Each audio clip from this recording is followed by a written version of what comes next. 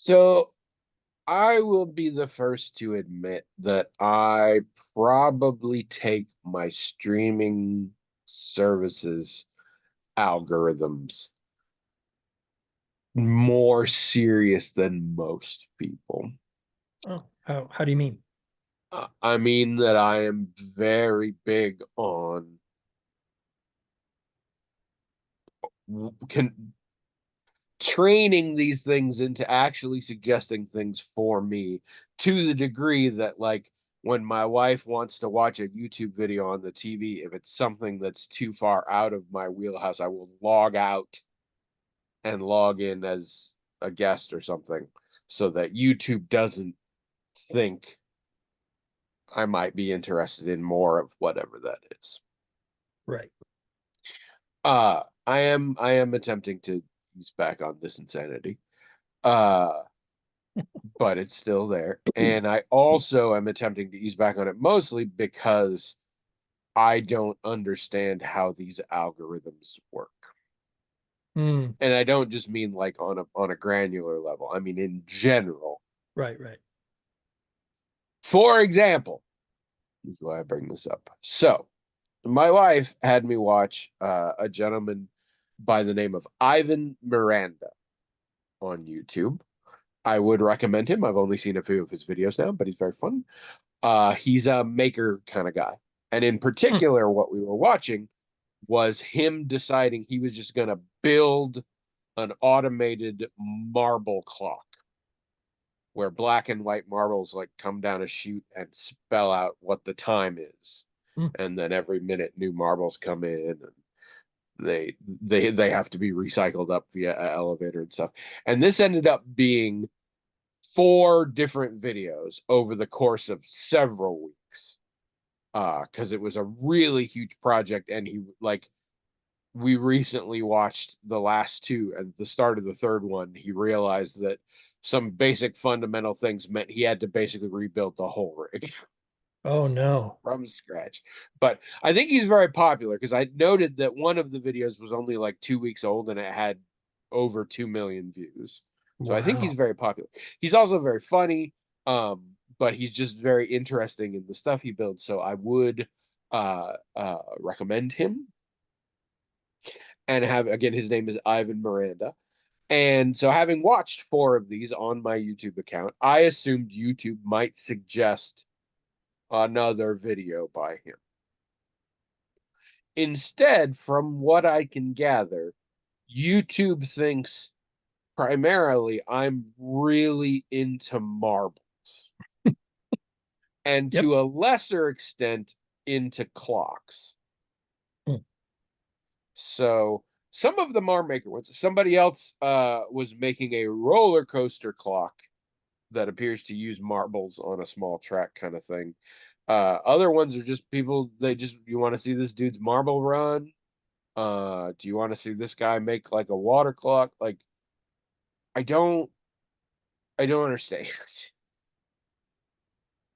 I don't understand why it has not. It's been a couple days, and I watch a lot of the YouTube and I scroll through my recommendations. Not a single other video by Ivan Miranda, but so many videos about marbles. And I'll tell you a secret. I don't care that much about marbles. Well, so his videos are probably tags clock, marble, but not Ivan Miranda. I mean, you know what I'm saying? So if it's going by his tags, you'd think that it would matter the channel, right? And that they would suggest another channel, which Yeah. I thought YouTube algorithms did do. But they also are based on tags that we know. So maybe it's just I don't picking up know that. marbles and I post a oh, YouTube video every week. I've never put tags on anything.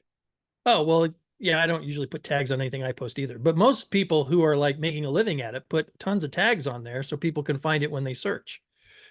So Why do you think I'm not making a living at this? How do you think I provide for all of this? oh, No, all I I, know from previous experience is that if I watch a video by somebody, it thinks I want to watch another video by that person. And yeah, I and that watched four of this guy. sure, yeah, right, right. I mean, that's surely a I mean, I've noticed that too with YouTube. I'll watch one video, even just one video by someone, and they'll suggest others from that same person. For sure, that does happen. But also, I'll get videos about the subject matter, which I think the algorithm only knows because the creator put that in there, put that in the whatever you call it. I don't know if they even call them tags anymore. I think they just call them, I don't know. But I do know We're because I posted professional enough YouTube. YouTubers, people. Well, I've posted enough YouTube videos to know that there is this section where, like I said, they used to just call them tags, but I think they call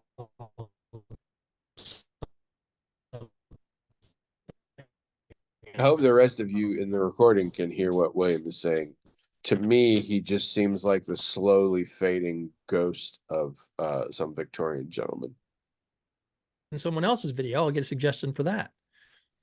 So I don't know. All right. I didn't catch most of that. I just spent the time making fun of you because I didn't catch it because you started going. All right. But I know from experience on the recording, it may be fine. So people will just see you talking and then hear me talking about how I can't hear you. So that'll be fun. That is a very rational explanation, and as per usual, you are successfully the death of comedy. Thank you very much. Hello, everyone. Welcome to the Magical Talking Hat Podcast, the only podcast in the world that misses 97% of the shots we don't take, flying in the face of Wayne Gretzky's common wisdom. We can't explain it either. It's fluke, but it's true. I'm Tony. And I'm William, and this is episode 668. Are you sure? I thought the last one was 668. I don't think so. I guess it's 668. Let me check. Mm-hmm. Oh, you're right. Somehow I was stuck on the Wonked. That was 667. This is 669 because I forgot totally about Butterfinger Butt, a title that I hate. Good job. Oh, shut up. Also, that reminds me, last night, I'm having dinner with the neighbors, and we sit down afterwards and we're just talking, and one of them, she pulls out this bag and she pulls out these little candies and she puts one in her mouth. And the shape of it made me wonder, and I'm like, no, it's just because we were talking. I don't know. But then when she did it like a second time, I was like, I'm just curious, what is the candy that you're eating? And she said, Zots. And I was like, oh my God, they really are Zots. And we talked about Zots, and apparently they're hard to come by nowadays, but you can get them sometimes. And apparently she had a terrible history with them where she had an ulcer in her esophagus as a young child and they didn't know about it. And so she would go visit her dad's house and just eat a ton of Zots, and they would be like painful. Oh, gosh. And yeah, for a while she couldn't eat them because of the association. But yeah, she's a little more careful. But yeah, I saw Zots the other day. It was fun. You're the one who said Butterfinger Butt, so it is your fault. I know. Also, I was in denial about that episode because of the when disturbing title. when I find something like that, that is your cue that you've only got however many minutes left in the episode to come up with a better title. Well, I And didn't Butterfinger Butt came along pretty early. So I didn't know you were going to make it the title of the episode. It's not the worst title though. Oh, you're doing the thing again. I don't like it. Don't do the thing. Stop it. Stop it. Move at normal speed. And stop being all echoey and weird. I don't like it. Be normal. Your internet connection is unstable. And now you're back. Yeah, I've been yelling at you this whole time. Yeah, I knew you. you froze and the ceiling fan in the back stopped. So it's like, okay, I so know. nothing's You were just happening. doing that thing again.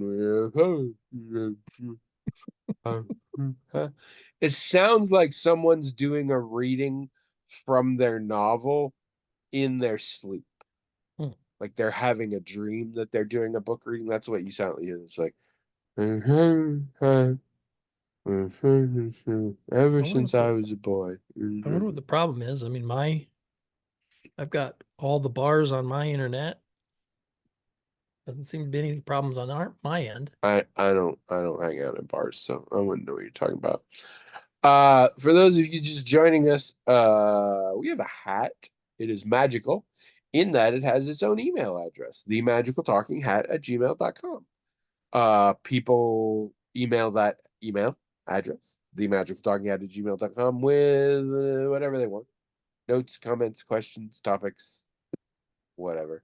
The hat magically, via its own methods, forwards those emails to us, and we read them and we talk about them, and that's basically it. Um, Man, this has been an uneventful week for me. Yeah. I mean, I did go have pancakes with you and whatever, but I consider that more just sort of like volunteer hours, like a charitable volunteering kind of You thing. should So commit some crimes so that when they give you community service sentence, you can just say, I got it yeah, covered. but can I just go have pancakes with William? I mean, think And of they're all the like, yeah, community service. you're doing the Lord's work there. Yeah. Think of all you're doing all this community service and you don't even get to commit any crimes. I mean, you've got to do something about that. Trying to save it up. Yeah. Also, again, have you met me? Why are you assuming I'm not committing crimes? I'm not assuming you're not committing crimes. I'm assuming you're not getting caught for them. Yes, and I feel a little guilty about that. So, as penance, You I buy you some sentence pancakes yourself. sometimes. I get Yeah, it. I get yeah, it. why Oh, not? okay. Never mind. Just ignore Having everything I just said. having pancakes with you is what makes me feel comfortable in myself enough to go out and commit crime. Okay. I get it. Forgive me. I don't know what I was thinking. I'm like, I'm a good dude, you know? Sure, occasionally I beat up an old lady, blow up a bus full of nuns, but I take William out for pancakes sometimes. Do you do that? I don't think so. No, you're right. You're right. You want to trade. If somebody else wants to take over taking William for pancakes, I'll stop killing all those nuns. But nobody ever takes me up on it.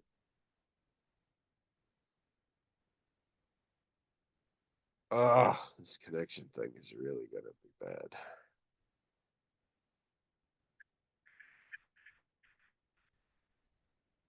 Now he's like laughing, but it's in slow motion, so it looks like one of those like in memoriam things at an award show.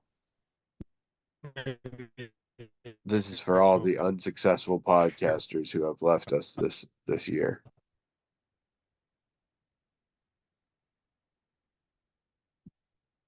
I don't know what happened. Wow. There was a I wonder what this freeze. file's gonna look like. There was a freeze, and then there was the recording stopped, and then when the recording started right away, right away. And nothing's converting right now. I touched nothing. I got kicked out of the meeting Hmm. and then brought back. I assume the recording stopped because you were in the meeting alone. Yeah. And But it's not converting anything, so hopefully it's all going to be there. I mean, it's Um, recording again. Will it be two different recordings or what? well, if that was the case, I would expect it to have already started converting the first file. And it did not. So if it is two files, I can stitch them together. That's fine. If you guys are noticing a jump, absolutely nothing happened. There was like 5 seconds. It also makes me think all my hilarious witticisms aren't making it in. So that's sad. They were pretty good. And now you're doing it again.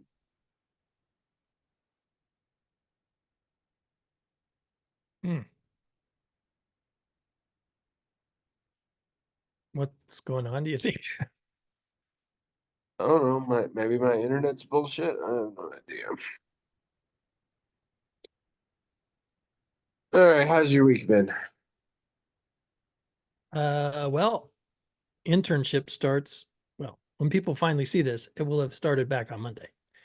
So from here on out, I mean, even though I'm still an intern, every week's just going to basically be work, you know?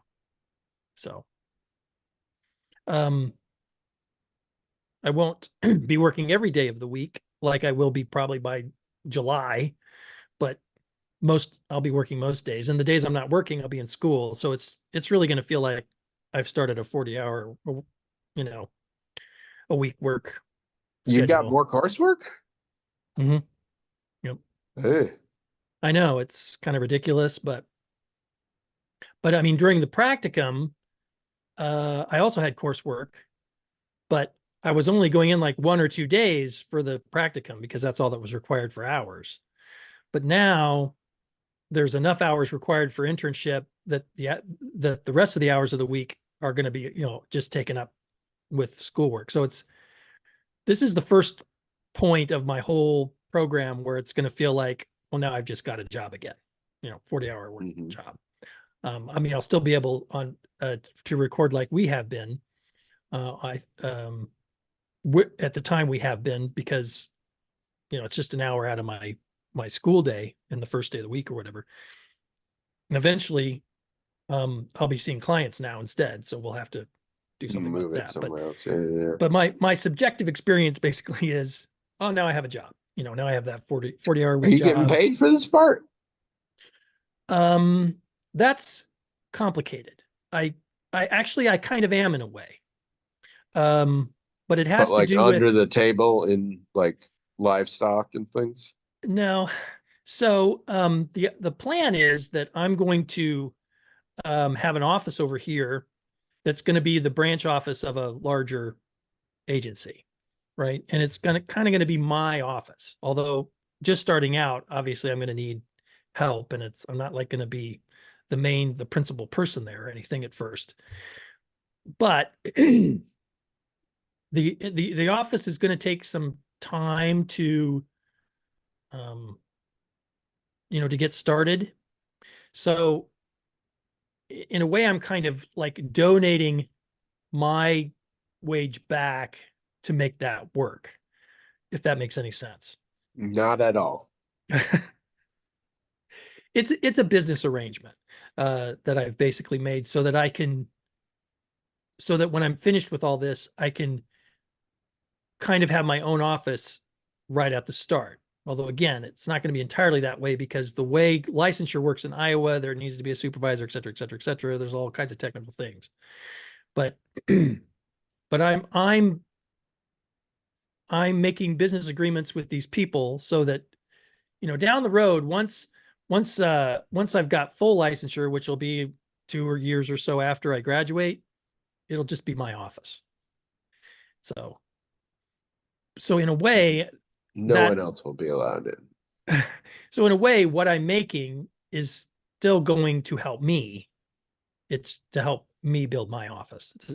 Maybe does that make any sense? Maybe I'm just putting it all It back in the business, is what I'm saying. it I'm might, not taking I it think home. it vaguely makes sense in the sense that I understand the concepts you are attempting to express. I do not necessarily believe it makes sense in terms of an actual I don't know that I think it makes sense as a decision, but I think I understand the concept you are suggesting. Well, it's different than because usually people think of internship as, well, you're either getting paid or you're not. Yeah, And this isn't just that I'm not getting. I it's doing it again.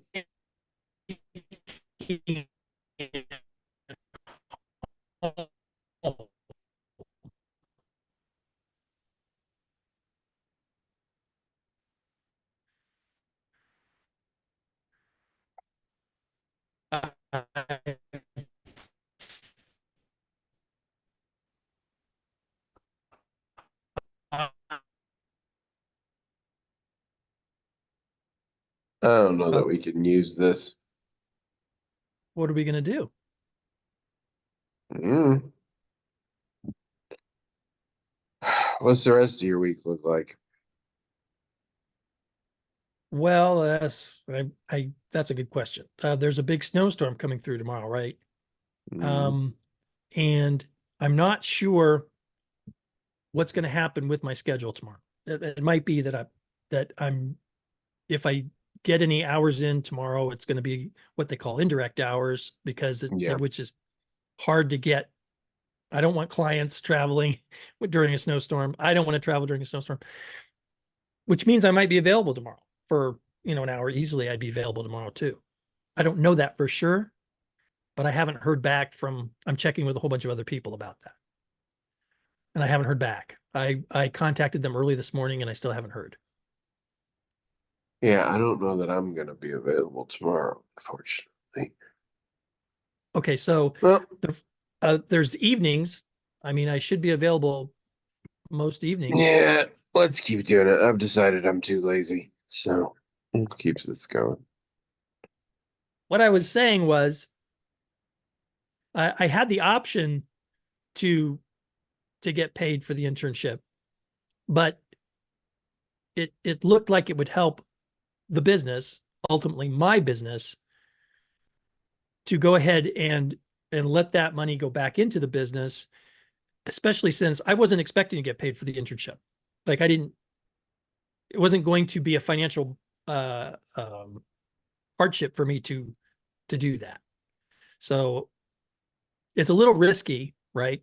Because I don't know what's going to happen, but and that's money maybe in the future instead of money right now. But it just seemed like a smart risk to increase the chances that when all this is said and done, I'll have my own office. So that's what I did. I mean, it's not how it was when I was a therapist at all, but you know, things change over time, I guess. I'm All right. old, see? I'm old. I don't Well, want to start at the bottom and work my way up. so you have just answered the question how your next week is going to be. Um, Now let me ask you how your previous week was.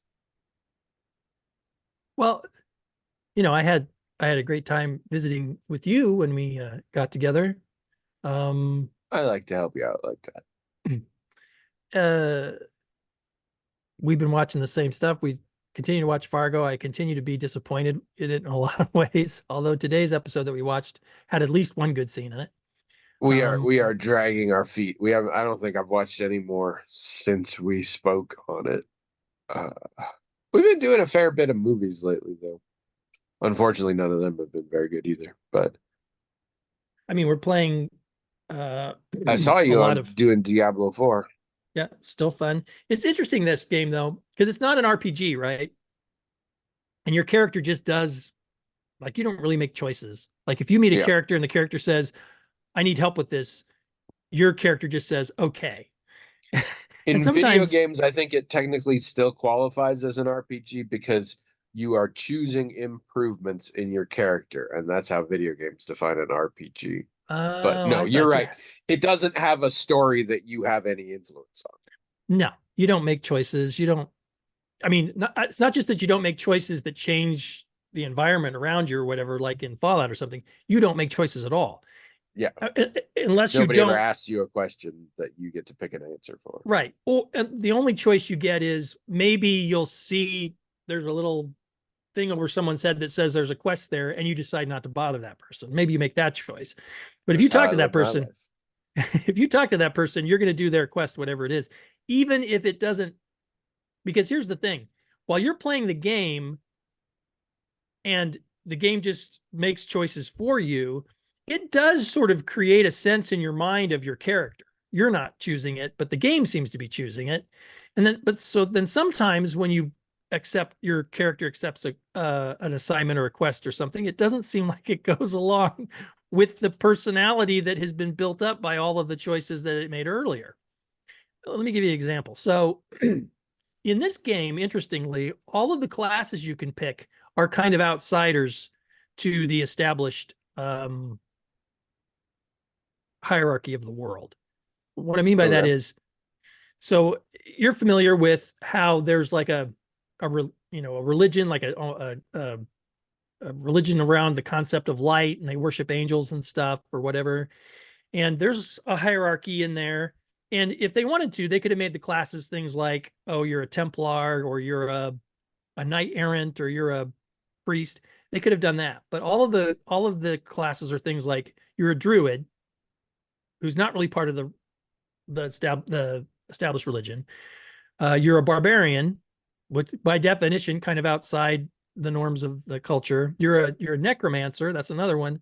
Again, the necromancers are generally considered bad guys in this world. And a sorcerer is kind of on the bubble, I guess. But all these classes you can pick are outsiders. And you go to areas in the world and have quests and interactions with, for example, Abby's playing a druid, and there's a part of the world where you meet other druids. And those druids complain about the established religion coming in and messing up their stuff. Like in one plot, the druids have these wards that they've established around a particular area that keeps out bad things. And the church has come in and destroyed them because they're heretical. And they also put their own kind of, symbols and icons in there to be wards, which they fail at doing. And so her druid is talking to this druid, and this druid's complaining about the church or whatever. Meanwhile, her druid is constantly showing deference to that church and taking missions from them and speaking to members of that church with politeness and reverence. And it's like, I don't think I don't think your character would do that based on all the She other may experiences. be a druid, but first and foremost, she is a businesswoman. And if you're a businesswoman, you don't want to alienate any potential partners or customers. It's just funny. It's just funny how Keep politics out of my business. it's just weird. It's just like all of the classes are outsiders, but none of them really act like that. They interact with other people who are like them, who are outsiders and who criticize the status quo as you would expect, but they don't. Your character never does. Just kind of interesting. I mean, why would they go to all the trouble of making all the characters, all the player characters outsiders without them having options, or even if they weren't options for you, the character, without it being part of your character's story to also have, chafe under you know the status quo. I don't understand. Blizzard, the company, um, historically is well known for its really good world building and lore and storytelling. And some could argue Diablo is the first of that, because Diablo was kind of their first big hit. I have never found any of the Diablo story, and I have dived deep in to the wikis on it and stuff, and I've never found a particularly compelling story, Hmm. if I'm honest. Hmm. It's got some good mythic shit to it, but just the day-to-day stuff, I don't know, it never worked for me. And honestly, I think uh Blizzard is more and more just a soulless money grubbing monstrosity. So I would imagine it again, in my experience, their skill at things like storytelling and world building is suffering more and more, and they're getting really good at microtransactions instead. Well, there's a lot of that. Yep. But I mean, when you go to another part of the map is vast. And it is interesting when you go to one of the places that are kind of on the fringes, how those people view, again, the power hierarchy that kind of governs the center of the map, basically. It's interesting to hear them talk about their experience and the things that they don't like about it, and how it how it interferes with the ways they've usually done things. That's always an interesting story element for me. It just it's just disjointed from what your character's doing, especially if your character is one of those people. It's just so weird. um I don't know. I, I don't know if it's a missed opportunity or if it's just laziness or what. I don't know. Well, I didn't do it, so I can't say for sure. I told them, I said these have to be consistent. They didn't listen to me. Well, I actually like the So part of the game where we go to one of these countries and they're talking about how the church, the established church, has impacted them negatively and gotten in their way. I find it interesting. I like what they're doing with it. It just it doesn't. if I It's had to guess, they minimized or eliminated any dialogue on the part of the non-player characters that would require any changes depending on which character it was. that's probably right. Yeah. Hmm. Hmm. There may be a few bits where they say things slightly different if you play this or if you play this, but based on my own Diablo experiences, they probably just made lines so that no matter what character was interacting, it would sound the same, Yeah, I which think you're means you right. can't acknowledge that that's a druid or I mean, sometimes the non-player character will say, "Oh, you're a druid," et cetera, et cetera. But like, you're right. Whenever her druid character says anything in those contexts, it's always the exact same thing that my sorcerer would say. mm, Exact. I mean, my sorcerer wouldn't be acknowledged by the non-player character. The non-player character wouldn't call me a druid or say, "Well, you're a druid," so blah blah blah blah blah. But whatever I say back is exactly what her character would say. So yeah, I think you're right about that. which is Hmm. especially lazy though with the player characters because that's the place you can get more original, I suppose. But I just wish they would have, because I yeah, even if Abby can't make the choices, it would be interesting to see what that druid character would do or say in that circumstance that's affecting other druids, right? you know Like what it's she would. time for? Fan fiction. Get right. Anyway, well, we enjoy playing it. It's mostly because we can play together, right? I mean, there's Yeah, just yeah. not very many couch co-op games, and it's fun.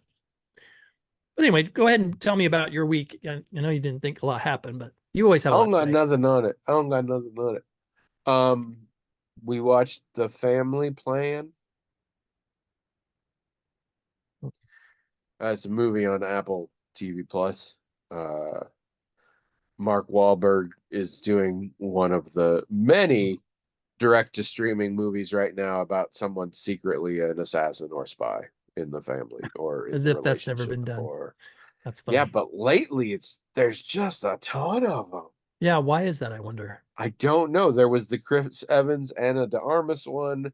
Uh, there was which we watched. There's Role Play or whatever. That's the Kaylee Cuoco one. I think there's a third one I'm not thinking of, and then there's this one. I didn't want to see it, but I didn't think it would be a problem, and Trish wanted to see it.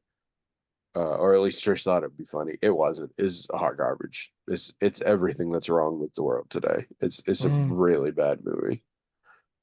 It's not interesting. It's not funny. It's not compelling. It's not. It doesn't make sense.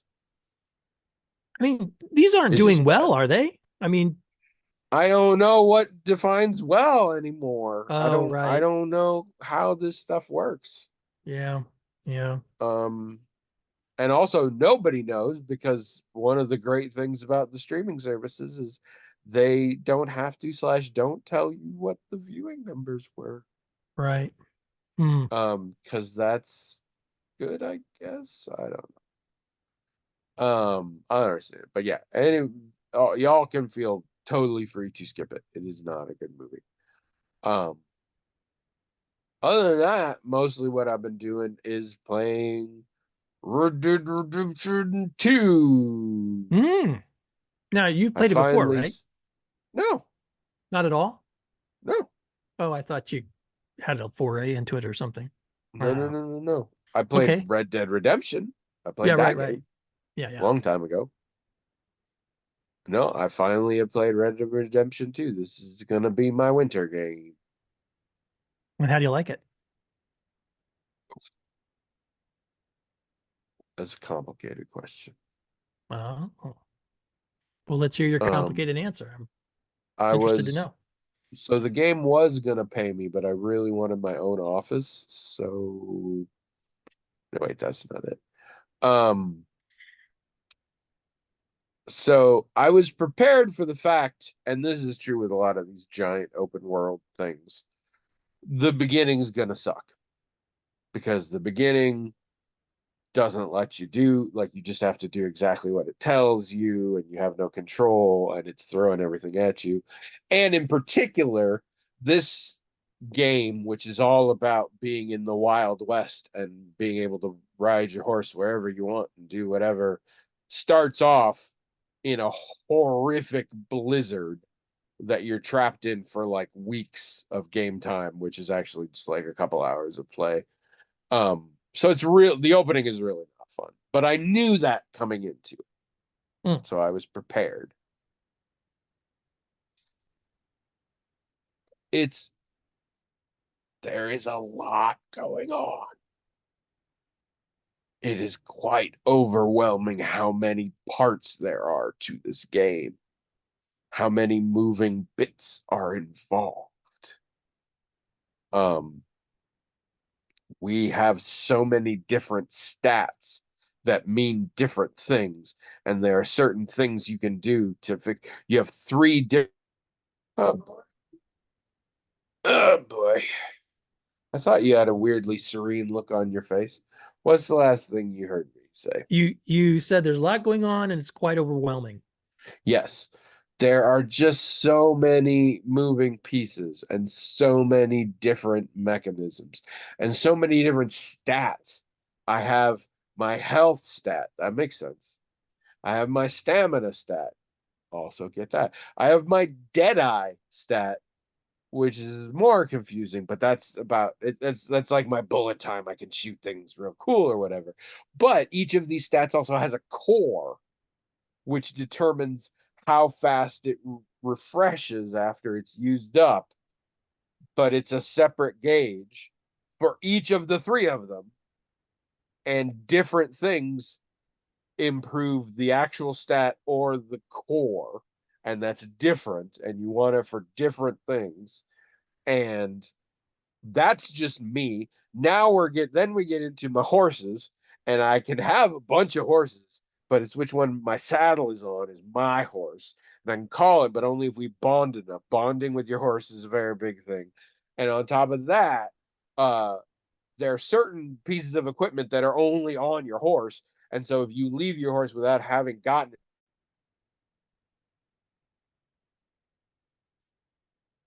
where did we leave Hmm. off this time?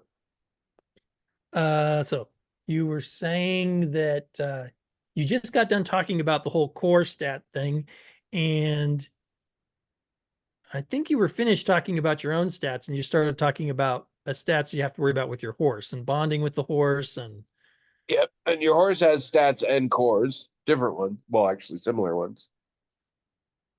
Um, and equipment. You said that. yes. Yeah, because some equipment just has to live on your horse.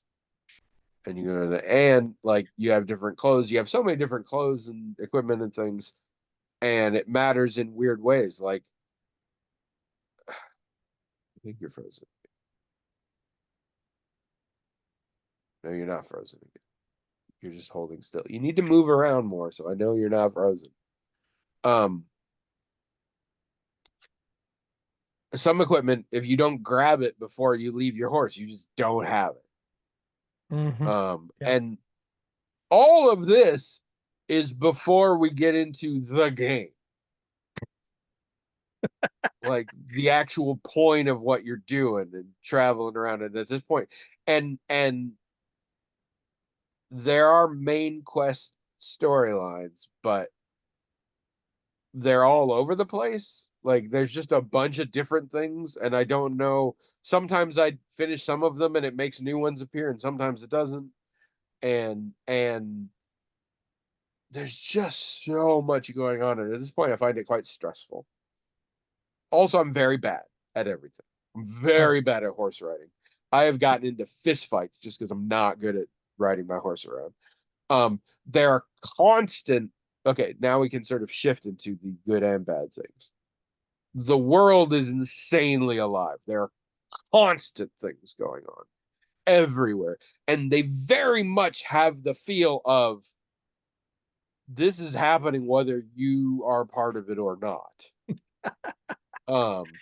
And all sorts of conversations. You're part of an outlaw gang, and you often do things with other members of the gang, and you will have real serious conversations about like other members of the gang that you're worried about or frustrated with or having troubles and things like that.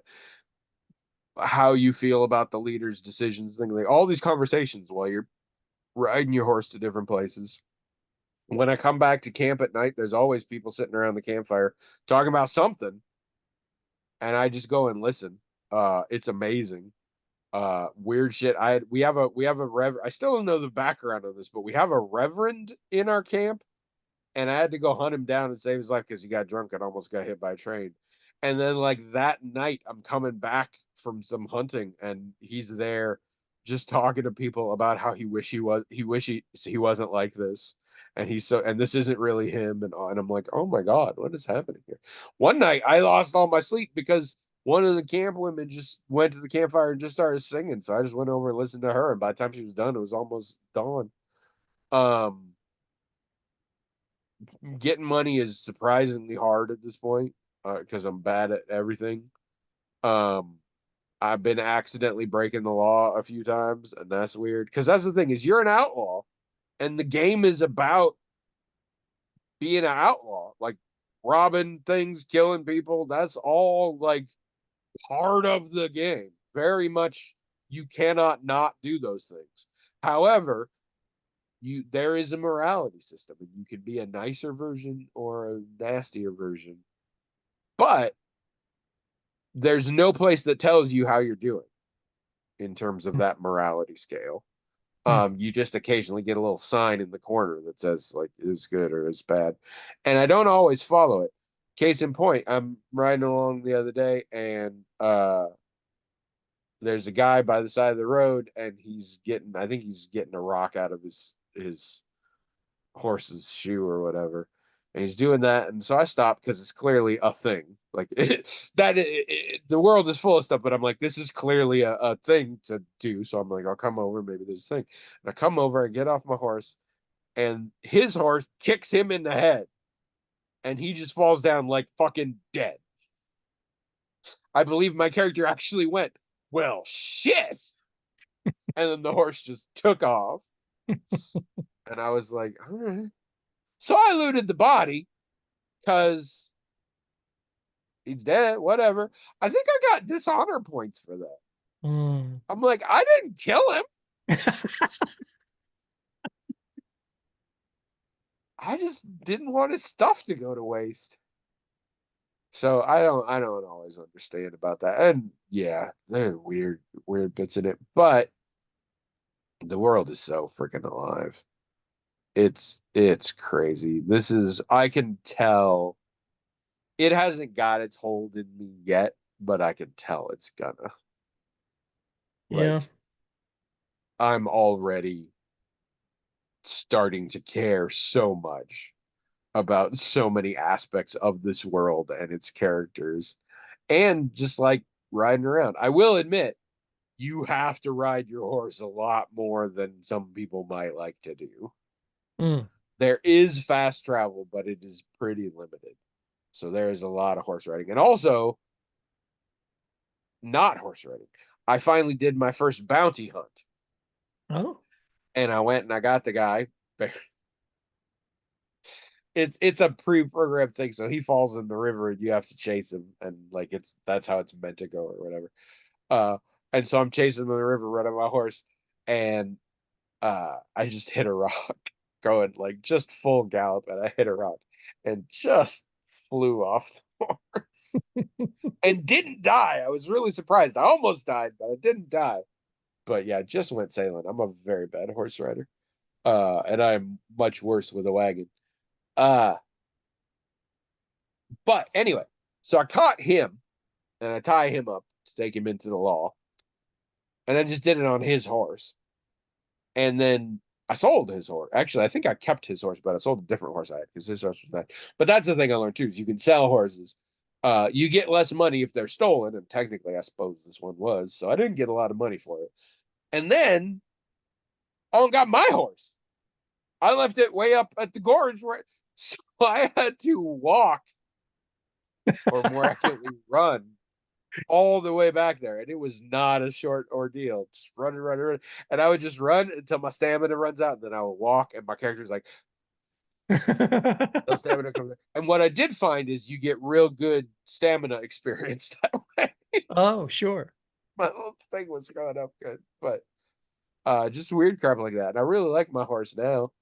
But I got a couple of them in the back. The one I have was cheap and is very small, but she and I get along. Do you think you'll do the online stuff at all, or? I think I might, just because I like the idea of being able to make a custom character. Yeah, that is nice. I tried to get my haircut for the first time, but the truth is, I like how I got a big old bushy beard, and I don't really like it. I trimmed stuff up a little bit. I do like that though, because that's a thing in a lot of games like this where you can customize your hairstyle or whatever. That's very common.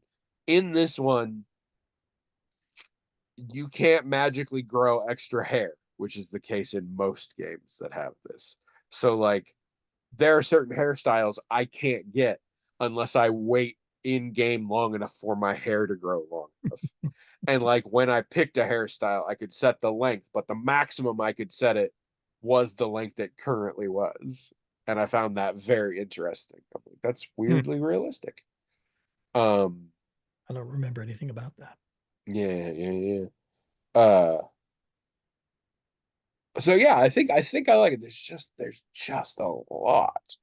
It really throws you in the deep end and gives you minimal direction. What I've kind of settled on now is, and this is the thing I do in these situations sometimes, is just trying to follow the plot until I feel a little more comfortable. But I like really want to get into hunting. I don't know why. I really enjoy it, but I'm bad at it. And there's a very big thing about like getting pelts to sell and to make into things, but how you hunt affects the quality of the pelts, and it's real easy to make a pelt real bad. So I've been working on that a little bit. I'm getting a little better at hunting, but I'm not very good.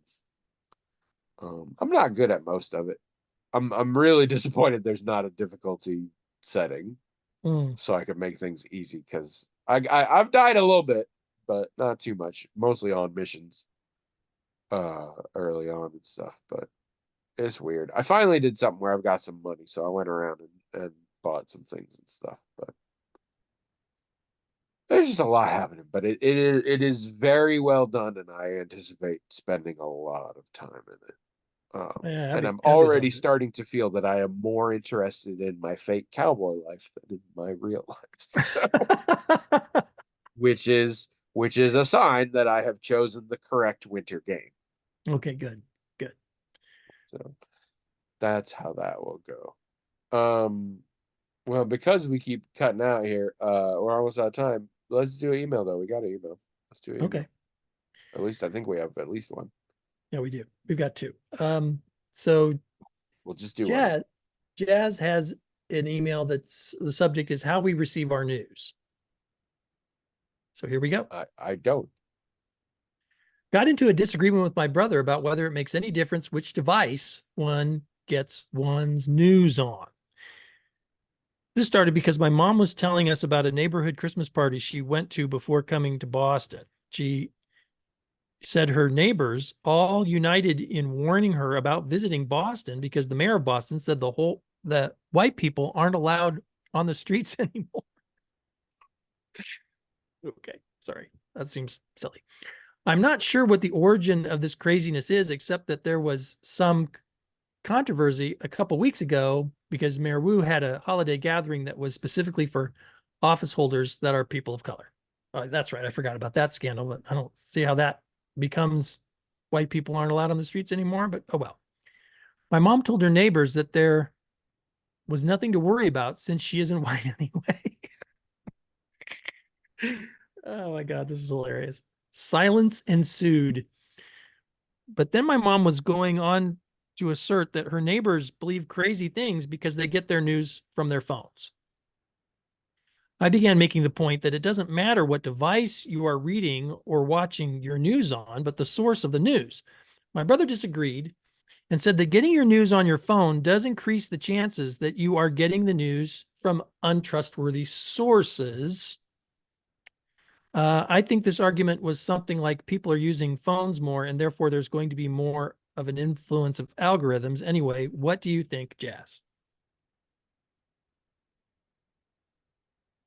Wow. I mean, I'm fascinated by all of this. Is the mayor of Boston white? No, um, I'm not. She's Mayor Wu is I can't recall. Um, So a non-white mayor of Boston said that white people weren't allowed on the streets no, no, anymore. no. So in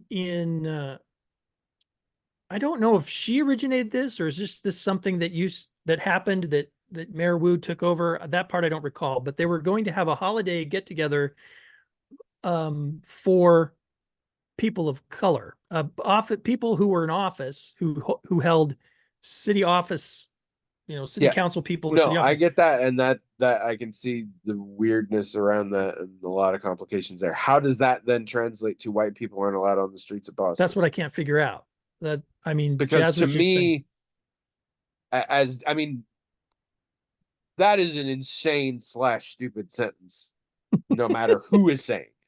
Straight up. In my lifetime, and even if I live to be 107, Boston, Massachusetts will always be the most welcoming and the most safe for white people. I'm sorry, but Boston is a hugely white town that is frankly hugely white supremacist in a lot of ways. Mm. Of all the huge cities, you're not gonna have a problem with it. I do love that none of Jazz's mom's friends knew she wasn't white. Um, but here's the thing. I mean, this is all insane. I get a white mayor saying like, "Oh my God, the non-whites have taken over," and it's like white people can't even be on the street anymore. Like, I understand sort of the mindset to say something insane like that, but a non-white mayor saying white people aren't allowed on the streets anymore just sounds like a straight up threat. And that can't be wise. Maybe we're not interpreting this right. Maybe Jazz's mom's friend said white people aren't allowed on the street anymore because of the new non-white mayor who only has a party for non-white. Well, That's I, the kind of random ignorant white people bullshit that I could well, I believe. think that was sort of the implication or Oh, that I was the thought we were thought. saying that the mayor actually made some sort of public statement to the effect that white people are not allowed on No, the streets. no. All right, I then think that's Jazz that. is just speculating that because this is the race based scandal that was going on in Boston, and so that somehow might be connected with this weird belief, Um, which could or couldn't be. I don't know. I mean, at its heart, I don't. I agree with Jazz. At its heart, I can come up with some arguments as to why somebody would hold the position, though, that it's worse to get the news on your phone and you're more likely to get inaccurate news on your phone. There's two layers to this that I see. One is what's the alternative source? Because if you're saying versus like TV, then I think there is an argument that your phone has a higher potential to give you incorrect information because your phone, unlike the TV, has an infinitely larger number of sources. If it's the television, you've got your local news and like three news networks. So there's a limited number of sources. So if you assume that at least some of those sources are not bunk, then it's a percentages game. and you are more likely to have the correct one, as it were. If it's the internet, you have everybody's crazy idea out there, and that's and so the odds, if you were to randomly pick a source, of it being insane are much higher. There is also, if we want to expand this to other devices, laptops, tablets, that kind of thing, you still have the infinite sources of the internet. But unlike those devices, theoretically, I've always got my phone. And for a lot of people, there's news alerts, and I'm always looking. So throughout the day, any little thing happens, or any little person says something crazy, or any sound bite from Joe Rogan's podcast could become an alert and pop up on my phone.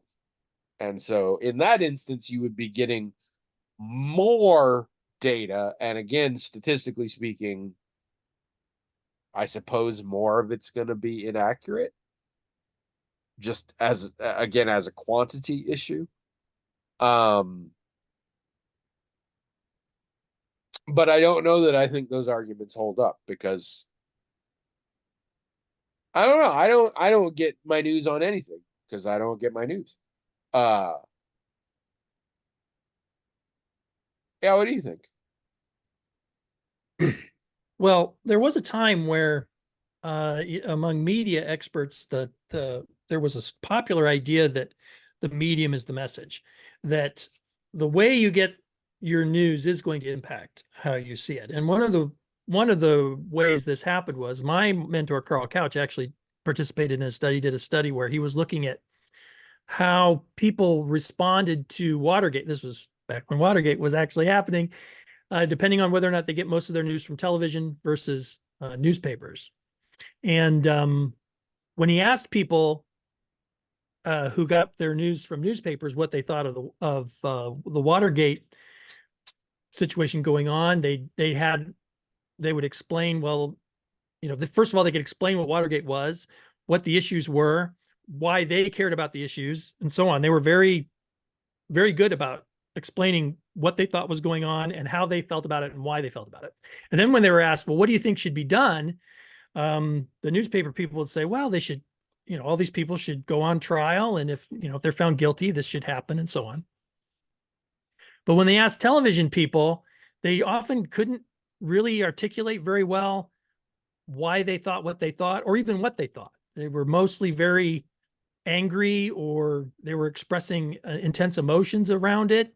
And when asked what should be done, I mean, sometimes almost none of them said, well, they should go on trial and then they should receive the just punishment or whatever. They were like, they should string those guys up or whatever else. So the conclusion based on that study was that, yeah, depending on what medium you use to get your news, it's going to shape how you perceive it and how you respond to it. Now, in this case, or depending on the kind of person you are and how you respond to various things, you choose a particular medium by which you get your news. That's also a conclusion you can draw from that. Now, in this case, it's hard for me to see as stark a difference, say, between newspapers and television. Because for one thing, all of the TV news sources are also on the internet. And they operate in similar ways. And I'm not sure that anyone today really sees much of a distinction between TV and internet. I'm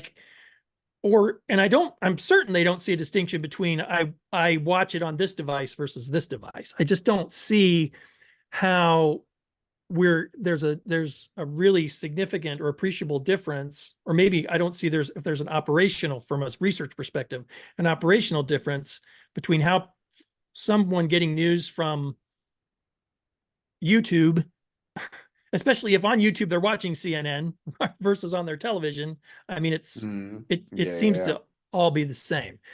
So I'm kind of with Jazz here to say, I mean, while coming from a communication studies background somewhat as I do appreciate possible differences between getting news from this medium versus this medium. I don't see a huge difference in how news is being consumed, whether or not a person's reading or watching it on their phone versus watching it on TV versus even reading it in their newspaper versus reading it online, like reading the New York Times online, for example.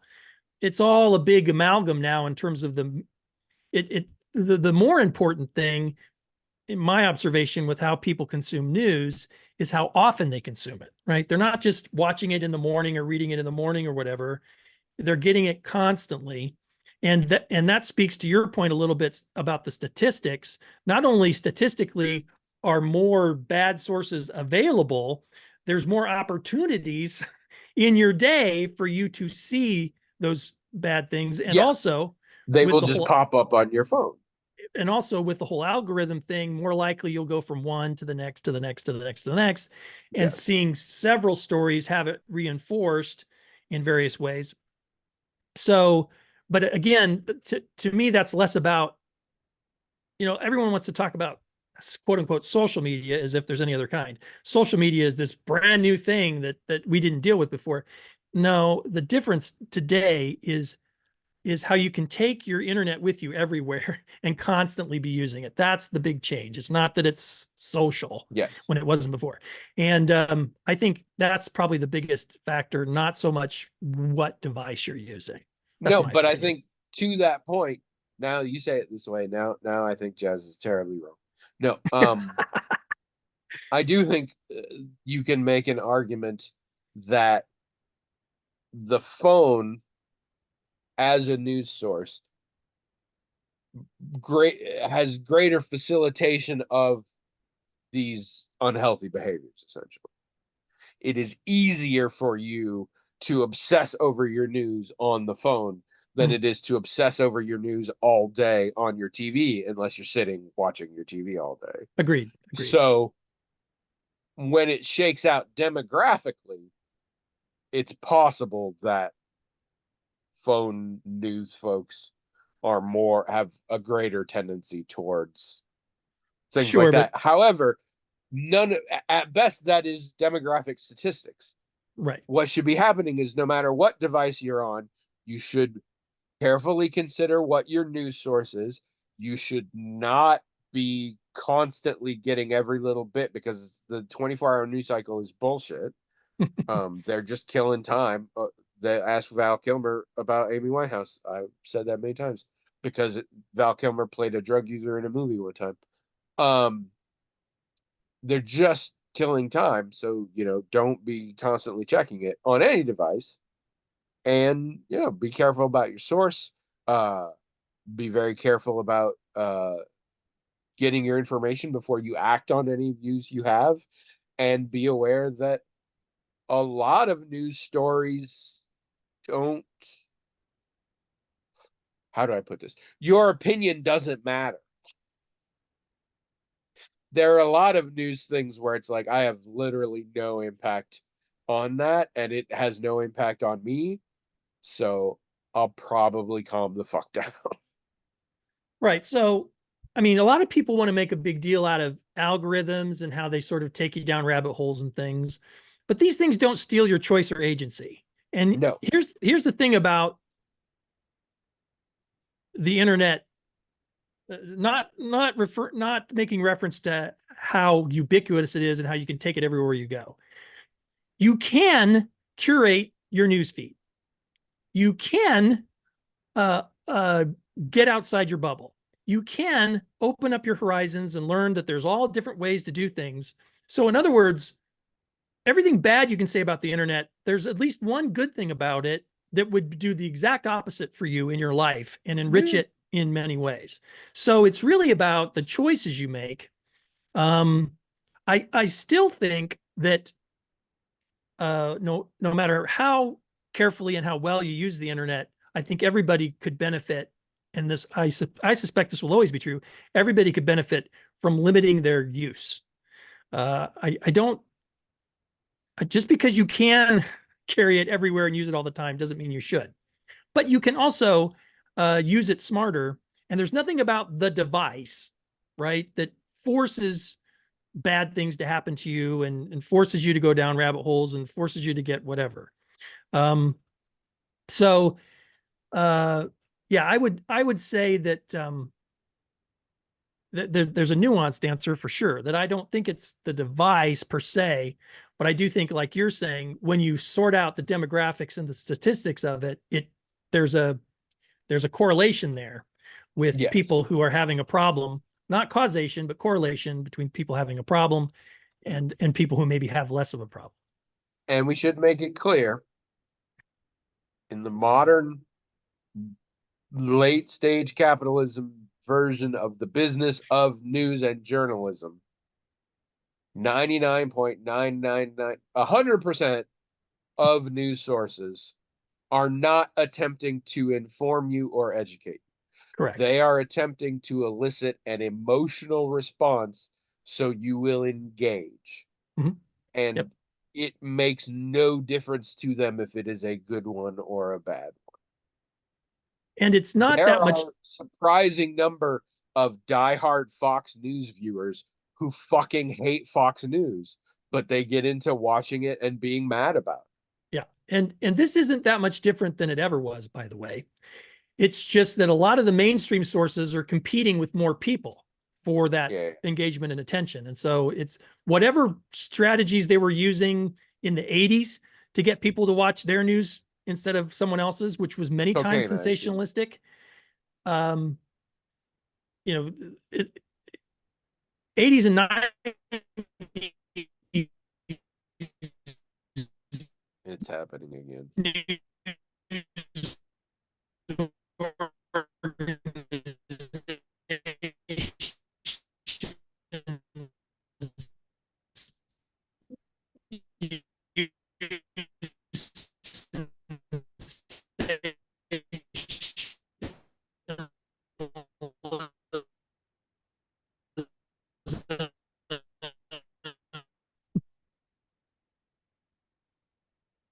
Okay.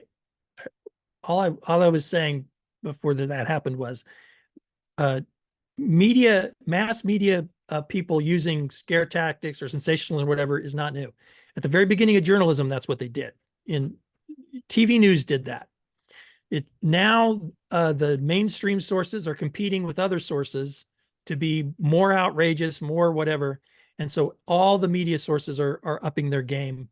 This is just the same game. It Except is us. a little more intense, but it's because of all the competition, basically. And we're going right back to where journalism started in the, in the 17th century, where everyone's competing in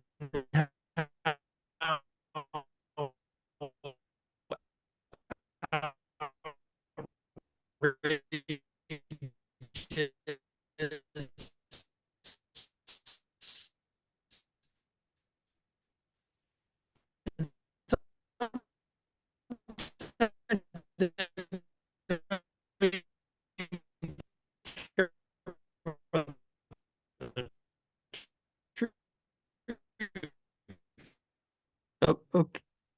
Okay, I think we're done. I'm sorry.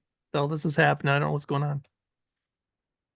Uh, it's just scenes from a podcast. You're getting little vignettes today. Oh well. Um, if you want to email us and sound cool like jazz, write us at themagicaltalkinghat@gmail.com. Also go to the blog and theorize what we were talking about in between when we were disconnected by ourselves. Like I said a lot of things when y'all didn't hear me. Um, and most of them swears. Uh, go to the blog, themagicaltalkinghat.com, and tell us your thoughts on this news idea. I really feel like this is interesting. It feels deceptively like when the question first came up, I'm like, obviously this is the answer. Now I'm like, oh. But yeah, the real answer is just be careful of your source and don't spend too much time obsessing over the news. And all sources are just trying to screw you over, except us. We are the only true, accurate news source, fair, balanced, objective, all of that stuff. The rest of them are fuckers. And get out of your bubble. It's not that hard. No. It's not that See, hard at all. I cut off all of my news and stay in my bubble, and it's just a bubble of one. It's just but I would say be aware of your bubble. Yeah. Also, no, that's it. I don't got anything else. Goodbye, everybody. This was the worst podcast ever.